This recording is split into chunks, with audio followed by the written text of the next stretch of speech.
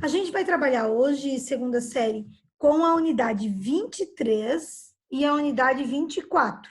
Tá? A unidade 23 é Antigo Regime e a unidade 24 é o Iluminismo, certo? Por que a gente vai trabalhar em paralelo, juntos, a unidade 23 e a unidade 24? Primeiro porque elas se entrelaçam e a unidade 23 ela é mais conceitual, tá? Então, elas vão estar relacionadas, até para vocês poderem entender a importância do movimento iluminista do século XVIII, tá? Que, se a gente fosse fazer uma... Não vou dizer comparação, mas é um levantamento em provas de vestibular, Enem, a concurso público, você vai ter a tendência muito mais de ter uma discussão sobre iluminismo do que sobre antigo regime. Então, não é que nós vamos privilegiar, na verdade, um privilégio, né? A gente vai se atentar mais à unidade 24 do que à unidade 23. Mas elas são entrelaçadas. É importante a gente entender como estava a Europa de maneira geral para o advento do iluminismo, tá? Então, o seguinte, vamos primeiro lá entender. A Europa passava até o século XVIII por um período que nós chamamos de Antigo Regime. Quando a gente fala de Antigo Regime, está muito ligado à França, que é o período anterior à Revolução Francesa. A Revolução Francesa é 1789, século XVIII. Tá? O que estava acontecendo na França, que antecede a Revolução Francesa, nós chamamos de Antigo Regime. Mas a gente deve lembrar que essa forma de organização, conhecida como Antigo Regime, não vigorava somente na França. Espanha, Portugal, Inglaterra, ou seja, os países europeus viviam sob o que nós chamamos de Antigo Regime. Então, vamos lá entender o que é esse conceito, tá? Algumas características fundamentais do Antigo Regime que a gente não pode esquecer. São fundamentais para entender a Revolução Francesa e são fundamentais para entender como surge o iluminismo, por que ele surge e o que ele questiona. Como que estava a sociedade para o advento do iluminismo, né? Então, o iluminismo é um movimento intelectual do século XVIII que questionava a sociedade vigente. Que sociedade era essa? Uma sociedade denominada como Antigo Regime. Estamos falando, tá, de Europa. Essas ideias iluministas, elas vão vir para o Brasil, certo? Então, o que a gente tem que entender? É um movimento intelectual europeu e, como no Brasil não havia, por exemplo, universidades, para se estudar, a maior parte das pessoas iam para a Europa, os filhos dos fazendeiros e tudo mais, que é quem tinha acesso à escolaridade, à universidade. Quando eles voltavam da Europa, eles já voltavam diferentes, com esses ideais, tá? Iluministas. Então, se a gente for pensar, a França é o grande país com representatividade no que nós chamamos de Antigo Regime. Por quê? Porque ela é um país extremamente desigual. Então, de maneira geral, o Antigo Regime, que não vigorava somente na França, mas França, Portugal, Espanha, Inglaterra, é um período histórico em que nós vamos ter uma desigualdade social gigantesca. Não que não tenhamos hoje, né? Obviamente. Mas é característica fundamental do Antigo Regime a desigualdade. É uma sociedade estamental. Então, esse é um conceito importante. Por isso que eu falei que a unidade 23 ela é conceitual. Tá? O Antigo Regime é uma sociedade, então, estamental. Já expliquei isso para vocês, só vou retomar. Sociedade estamental é uma sociedade que não há mobilidade social. Ou seja, se eu sou camponesa, eu vou morrer camponês. Se eu sou nobre, eu vou morrer nobre. É uma sociedade que não tem mobilidade social. Então, o antigo regime, como característica fundamental, é a sociedade estamental e uma sociedade desigual. Para quem chegou agora, o Marcos, a Eduarda, o Lucas, olha só, galera, nós vamos trabalhar a unidade 23 da apostila e 24, paralelamente, concomitantemente. Tá? Por quê? Unidade 22, eu já disponibilizei para vocês o vídeo, para quem não ouviu a explicação, está aí no grupo de vocês a explicação da unidade 22. Da unidade 22, vocês terão duas atividades avaliativas. Primeira, o relatório do vídeo Doce Brasil Holandês, que eu mandei na semana passada, certo? Esse relatório deve estar sendo enviado por e-mail para mim. E as trilhas da unidade 22 do Positivo ON. Vou liberar, depois só vou avisar para vocês a data lá no grupo. E, a partir de hoje, nós vamos trabalhar a unidade 23 e a unidade 24, concomitantemente. Por quê? Porque uma está relacionada à outra. A unidade 24, ela é conceitual e ela a unidade 23, aliás, ela é conceitual e o objetivo dela é dar aparatos, é entender como estava a sociedade europeia para o advento do iluminismo. Tá? Então, nós vamos trabalhar juntos a unidade 23 e a unidade 24, certo? Quando eu liberar as trilhas, vou liberar das duas unidades, 23 e 24, lá do Positivo ON. E depois vocês vão ter um trabalho também, além das trilhas, que vai unificar essas duas unidades, mas que são relativamente bem tranquilas para poder se entender. Então, a gente vai estar falando de um período histórico que antecede algumas transformações europeias significativas. Então, é um período histórico que antecede a Revolução Francesa. A Revolução Francesa, por sua vez, de 1789, tem como ideologia um tripé iluminista: liberdade, igualdade e fraternidade. A gente vai falar de uma Europa que antecede esse movimento da Revolução Francesa. Então, final do século XVII e século XVIII. A Revolução Francesa é 1789, já estamos caminhando para o fim do século XVIII. O iluminismo também é século XVIII. Então, como estavam os países europeus durante o século XVIII? Como era a organização política, econômica da Europa no século XVIII? Nós temos, então, de forma muito significativa, o exemplo da França, no conceito de antigo regime. Ela é o maior exemplo. Então, em prova de vestibular, em prova de Enem, em prova de concurso público, sempre o antigo regime vai estar linkado ou vai estar relacionado com a França. No entanto, tem que ficar claro, porque você pega uma questão de verdadeiro ou falso, você pega uma questão de somatória, que o antigo regime não era exclusividade da França.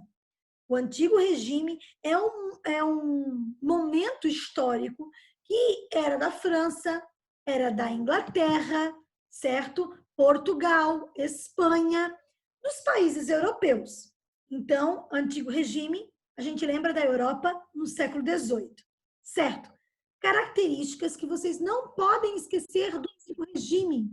O antigo regime é um período histórico do século XVIII que tem como organização uma sociedade estamental, uma sociedade que não tem mobilidade social. Ou seja, se eu sou nobre, morro nobre, se eu sou camponês, morro camponês. É uma sociedade altamente desigual. E é uma sociedade dividida em 3 estados. Ó, presta atenção aí. 3 estados. Primeiro estado, segundo estado e terceiro estado. O primeiro estado e o segundo estado é a elite, tá? É a nobreza e o clero. Alguns autores colocam a nobreza como primeiro estado e o clero como segundo estado. E a galera, a maioria da população, 96% da população é terceiro estado. Ou seja, é camponês, é burguês, tá? Quem não é nobre e quem não é do clero é terceiro estado. Outros autores, historiadores, colocam o clero como primeiro estado e a nobreza como segundo estado. Tá, prof, mas e daí? Como é que eu resolvo isso, tá? De maneira geral, o clero e a nobreza vão estar sempre juntos, eles vão estar sempre articulados, eles vão votar sempre a favor das mesmas situações, porque eles querem benefícios próprios. A maior parte da galera, 96% então da população, é o terceiro estado. É o terceiro estado que vai pagar os altos impostos. Então, o que eu tenho que lembrar? Clero e nobreza, primeiro e segundo estado, não pagam impostos. Eles vivem do luxo, eles vivem da ostentação, certo? Pagas, né? Todas pagas pelo terceiro estado. Então, o terceiro estado, na verdade, é a base de sustentabilidade dessa sociedade. Quando a gente uma análise crítica para uma análise de charges, por exemplo, numa análise de charges, a gente vai ter isso muito marcado, tá? Ou seja, eu sempre vou ter o terceiro estado como uma figura de sustentação ao segundo e ao primeiro estado. Então, tem charges que mostram o terceiro estado como um indivíduo, né? O indivíduo que está ali cansado e carregando sobre ele o primeiro e o segundo estado nessa questão social. Então, os burgueses, dentro desse 96% da população, 80% é camponês. 14, 15, 16% aí, aleatoriamente, aproximadamente também, são burgueses, ou seja, também é uma minoria, a burguesia dentro dessa grande massa. E são os burgueses que vão ser os articuladores e questionadores dessa sociedade. Eles também são uma minoria dentro de uma maioria, que é o terceiro estado. E é essa galera que vai se articular contra o primeiro e o segundo estado. Ou seja, é ela que vai questionar o poder vigente do primeiro e do segundo estado para com o terceiro estado. Só que a burguesia ela é muito clara. Tá? Ela vai usar, não é que ela é clara para nós, né? A nossa análise hoje é muito clara. Na época do século XVIII, a burguesia usou a população como massa de manobra para conseguir chegar ao poder, para conseguir lutar por questões que para ela eram significativas, eram importantes, né? Mas ela não estava interessada numa melhor qualidade de vida da maioria da população, que são os camponeses. Ela quer uma melhor qualidade de vida no quesito comércio, ou seja, em liberdade, em não pagar impostos ou diminuir os impostos, ou se aproximar da nobreza. Isso é muito claro para uma análise que é feita a partir do século XXI, ou seja, uma análise que é feita a partir do nosso olhar para com o século XVIII. Na apostila de vocês, tá, tem uma imagem, quando abre o Antigo Regime, que é extremamente significativa. Por quê? Nós temos o Luís XIV nessa imagem, e o Luís XIV é o Rei Sol, é a grande representatividade histórica, é a personificação de como o rei se estabelecia nesse momento. Então, o que acontece? A figura do monarca, a figura do rei, ela é estabelecida ainda naquele pensamento em que eu tenho fortemente estabelecido que o rei representa Deus, ou seja, a teoria do direito divino, no século XVIII, ela é ainda importante. Então, é uma teoria que vem lá do Renascimento, é uma teoria que vem da formação dos Estados Nacionais modernos, onde eu tenho a figura do rei e eu tenho essa articulação. Gente, a gente está falando lá do século XIV, XV, e isso veio se articulando até o século XVIII. Então, a teoria do direito divino, ela ainda é significativa no século XVIII, ela ainda é significativa, por exemplo, na França, até o momento da Revolução Francesa. Então, essa personificação, dessa representatividade, que eu não vou questionar o rei, porque ele representa Deus. E aqui, o Luís XIV, que se auto-intitula como Rei Sol, ele tem uma frase célebre desse momento, que é: o Estado sou eu. Ou seja, eu represento tudo, sou eu que escolho, sou eu que decido. Ou seja, o estabelecimento de um regime absolutista. Então, olha lá, características importantes do antigo regime. Primeiro, uma sociedade estamental. Segundo, uma sociedade extremamente desigual. Terceiro, é uma sociedade hierarquizada, dividida em primeiro, segundo e terceiro estado, onde primeiro e segundo estado são representados pela nobreza e pelo clero e que não pagam impostos. Terceiro estado, a massa da população, a maioria da população, entre elas camponeses, praticamente 80%, e uma minoria dentro desta maioria, segundo Michel Foucault, seria uma heterotopia, tá? Um filósofo da modernidade que a gente vai discutir lá no terceirão.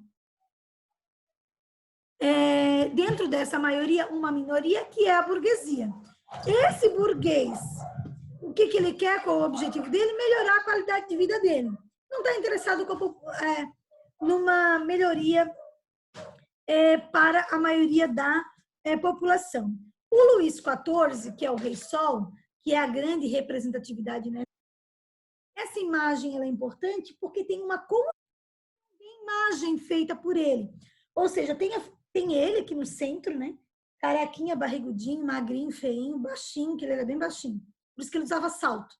E a imagem dele já é trabalhado aí. Hoje, do personal styler, né, que os artistas têm para constituir a sua imagem, é uma venda de imagem.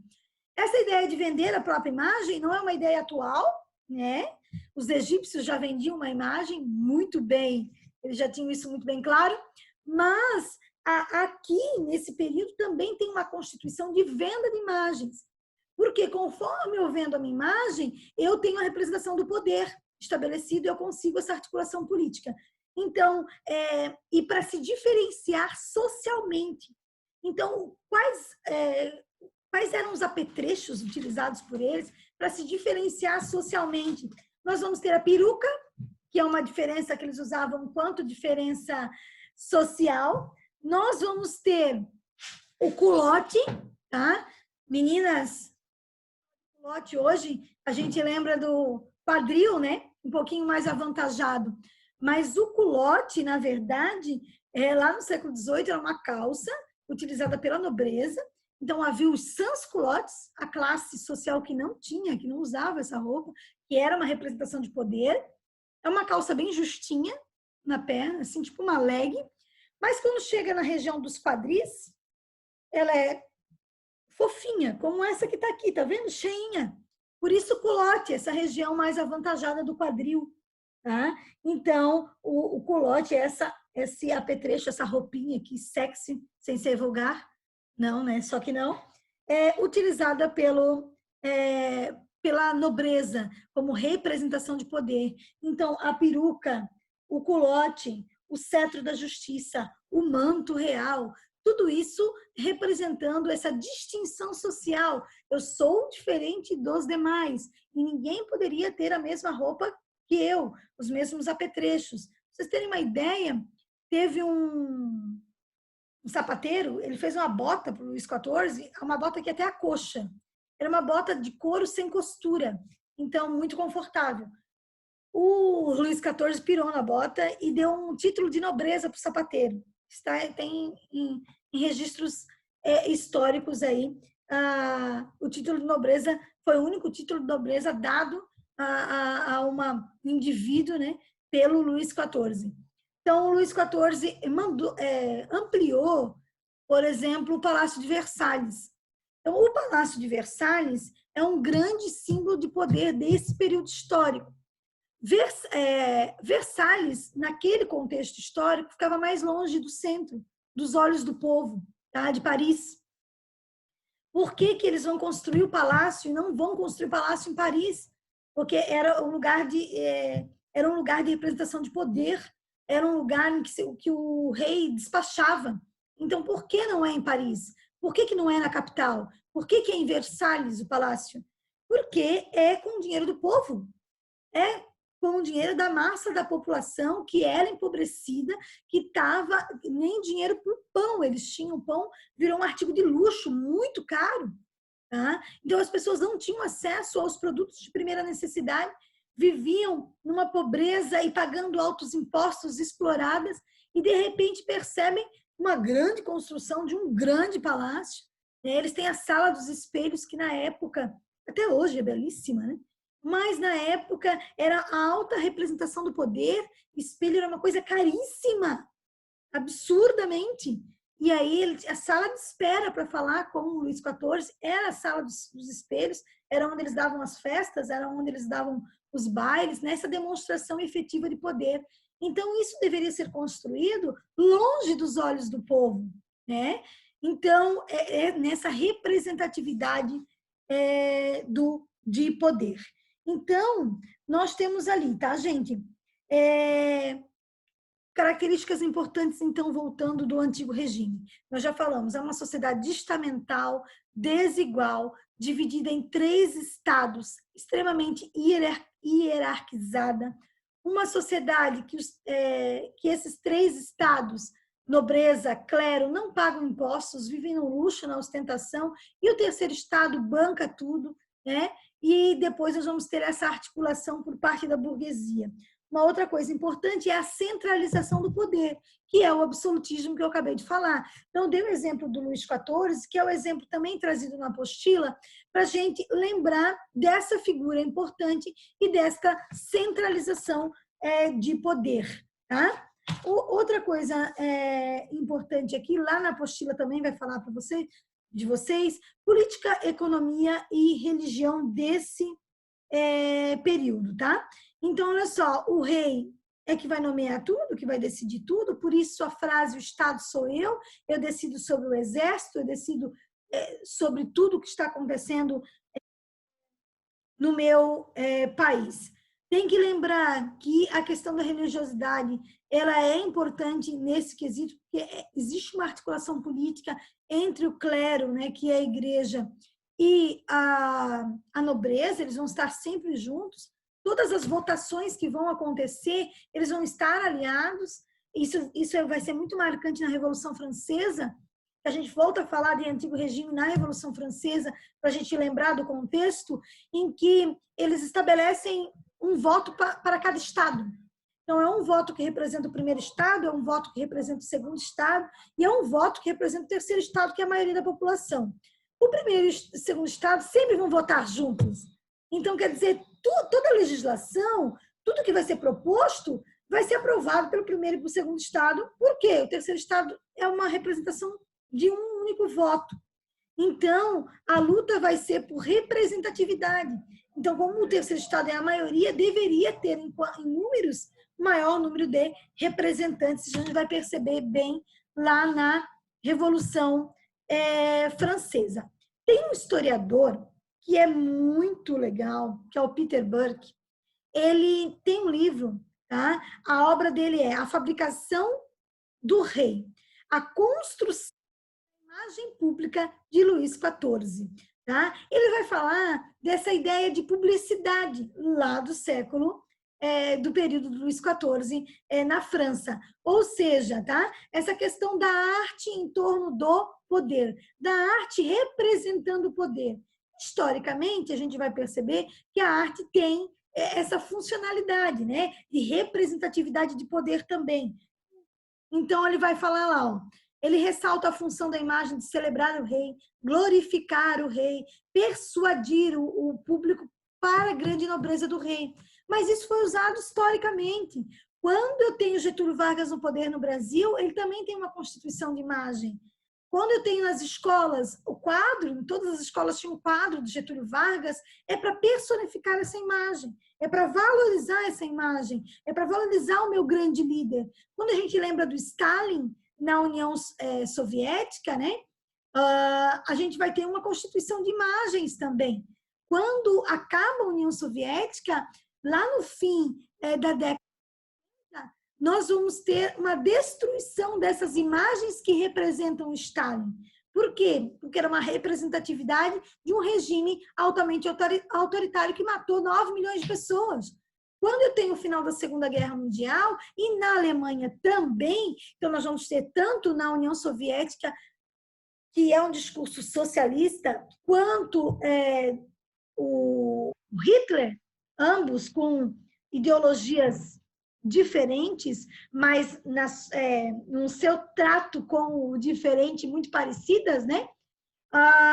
Quando tem o final da Segunda Guerra Mundial, eu também tenho uma destruição das imagens do Hitler, que era a personificação do nazismo. Na União Soviética, a personificação da representatividade do Stalin, da morte de milhões de pessoas, além da morte de milhões de pessoas, do autoritarismo, da censura, né? Tudo isso acontecendo. Então, essa importância aí histórica da constituição de uma imagem, que vai ressaltar somente, obviamente, as qualidades de um grande líder. Isso nós temos ainda na China, né, essa constituição da imagem de um grande líder. Na Coreia do Norte, isso também é muito forte, né? A Cuba também, isso sempre foi muito presente, essa constituição da imagem, da representação do poder. Outra coisa importante para a gente falar desse período histórico, que é o Antigo Regime, é a economia. Como é que funcionava a economia? A economia é a economia mercantilista, e nós já falamos várias vezes. Lembrem, mercantilismo é a política, é a economia da Europa, já desde as grandes navegações, tá? Então, o que a gente tem que lembrar do mercantilismo, tá? É o poder do Estado, é a intervenção do Estado na economia. É a grande crítica do iluminismo. O iluminismo, ele vem trazendo a ideia de liberalismo econômico, certo? Então, ela vem questionar o mercantilismo. Então, o movimento iluminista questiona o mercantilismo. Quando eu lembro de mercantilismo, eu lembro, tá, da intervenção do Estado na economia. Não posso esquecer disso, certo? Galera, estão entendendo até aqui? Sim. Por favor, Sim. não me deixem abandonada. Coloquem pelo menos uma mãozinha, então, de positivo, assim, né? Estão entendendo, gente? Certo? Sim. Pergunta até aqui? Alguma pergunta? Alguém? Alguém? Olha só, nosso tempo está terminando. Eu vou colocar outro link porque eu quero acabar de explicar isso aqui, tá? Para não ficar para a semana que vem, certo? Então, eu vou desligar aqui e a gente vai ficar pela metade. E eu já vou colocar o outro link. Não me abandonem, estamos em 19 pessoas, vamos continuar nas 19, estou bem feliz. Depois eu vou tirar uma fotinha de todo mundo que está participando da aula, certo? Lembrem da importância de participar das aulas, tá, gente? Então, eu vou sair aqui e aí eu mando já outro link para vocês entrarem para eu terminar de explicar aqui, tá bom?